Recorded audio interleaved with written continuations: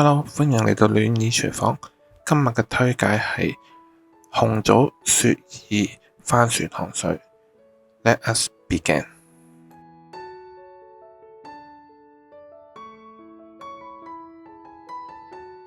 Hello，大家好，我係暖耳廚房嘅大叔。今日咧要講嘅咧就係番薯糖水。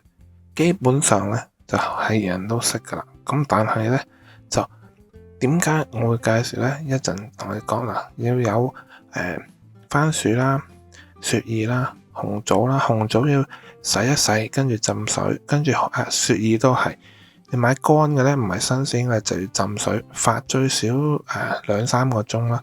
咁你見我用黃糖我有2隻㗎，有大粒嘅，亦都有細粒嘅。點解我要用2隻咧？我就係想俾你睇。如果你平時唔係煮開糖水咧，就唔好用大嚿嘅，用細粒嘅，因為你大粒嘅控制唔到，你成粒落咗去甜就甜㗎，細粒你可以慢慢搞味。番薯咧就切細嚿。如果你話你唔中意食番薯嘅，咁你就切大嚿就得噶啦。如果唔係咧，你可以切細嚿，咁一來容易啲腍，就快啲煮得熟；第二咧就食起上嚟咧就方便啲，同埋好味啲。跟住薑啦，要切片啦，幾嚿。點解要整呢個咧？番薯暖胃，薑咧去寒，紅棗咧同埋雪耳咧就潤嘅。咁如果你話你雪耳用想多啲，太多咧佢會吸水嘅，所以咧一個咧其實好夠啦。如果你煮4到6人份嘅糖水好夠。雪耳咧個尾嗰度咧，後面嗰個頂咧個乾咧又硬嘅，就剪咗佢唔要嚇。就唔好話我要留翻佢啦，咪食落去口感咧唔好食噶。咁跟住咧就，如果你話你唔想就咁食番薯糖水，可以譬如落加西米啦，或者你話女士們嘅想要好啲嘅咪落杞子咯。如果你話你唔想食落糖啊，其實番薯紅棗都已經甜噶啦所以你話你唔落嘅，咁你咪可能加多嚿番薯，或者就咁煮。因為最主要唔係要食嗰嚿番薯，你係要個番薯嗰個煲完個水，再加有薑有紅棗跟住就食，同埋啲雪耳，咁嚟潤同埋暖胃嘅冬天。咁當然啦，我都係嗰句啦，你中意可以落西米、落杞子南北杏因為咧我小朋友咧有陣時就麻麻地個杏仁味所以南北杏咧如果唔係成日我會落噶間唔中啦。咁同埋有啲人都話南北杏咧最好咧就北杏就盡量唔好落，就落南杏嘅咁呢啲就隨你哋啦。但係今日教嘅咧我就係唔落嘅。其實咁樣已經好滋潤同埋暖胃嘅。煮完飲翻碗，哇，包保夜晚瞓覺都好瞓啲。呢度咧就要落去煲到佢水滾咧之後咧就熄火去焗噶。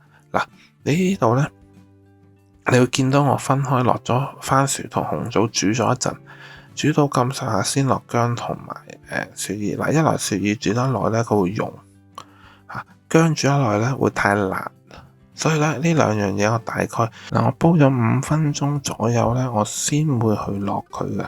咁大概喺水滾之前落啦。咁或者有陣時早少少都唔緊要嘅，不過就唔使話太早落嘅。